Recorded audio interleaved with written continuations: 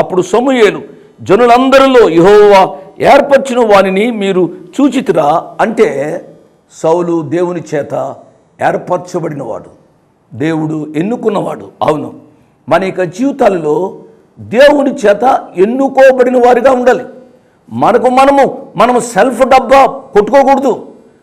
మనము ఏదో సొంతంగా కార్యాలు చేయకూడదు. దేవుడు నన్ను ఏర్పరచుకున్నాడు అని దేవుని మీద ఆధారపడి జీవించాలి అని నేను మనవి చేస్తున్నా.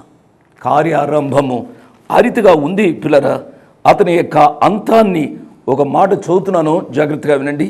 సమూయేలు మొదటి గ్రంథం 13వ అధ్యాయంలో చూసినట్లయితే 11వ వచనం, సమూయేలు అతనితో నీవు చేసిన పని ఏమని అడిగాను. అందుకు సౌలు, జనులు నా యొద్ద నుండి చెదిరిపోటయు నిర్ణయ కాలంన నువ్వు రాకపోటయు ఫిలిష్తీయులు మిక్మషులో కూడినటయు నేను చూచి ఈ కార్యాన్ని చేశాను అన్నాడు. ప్రియులారా, కార్యారంభం, కార్య అంతము దేవునికి అవిధేయుడిగా జీవించినట్లుగా చూస్తూ ఉన్నాం. మీ అందరికీ తెలుసునండి, నేను ముగిస్తున్నాను. కార్యారంభము కంటే కార్యాంతము మేలు. సౌలు యొక్క పాత నిబంధనలోని సౌలు యొక్క జీవితం ఆరంభంలో చాలా మంచిగా ఉంది. అంతములో దేవుని యొక్క చిత్తానికి అవిధేయుడిగా విరోధిగా జీవించినట్లుగా చూస్తాం. తద్వారా జరిగింది ఏమిటనగా ఆత్మహత్య చేసుకొని చనిపోయాడు అండి. ఎంత విచారకరమైన సంగతి.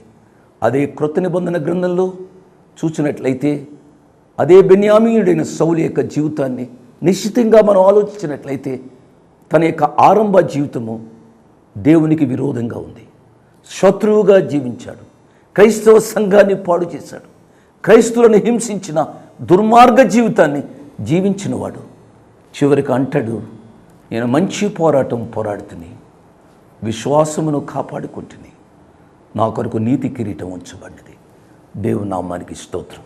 నా ప్రియులరా, క్రొత్త నిబంధనలోని సౌలు ఎంతో అవిధేయుడిగా దుర్మార్గుడిగా జీవించాడు.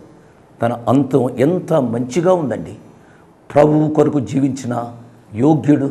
సంఘాలు బాగుపడ్డాయి, సంఘాలు స్థాపించబడ్డాయి. తన వస్త్రపు చెంగు ముట్టుకుంటే చాలు అనుకున్నారు ప్రజలు. అటువంటి గొప్ప యోగ్యత కలిగిన రీతిగా సౌలు గారు జీవించాడు అండి. కార్యారంభము కంటే కార్యాంతము మేలు.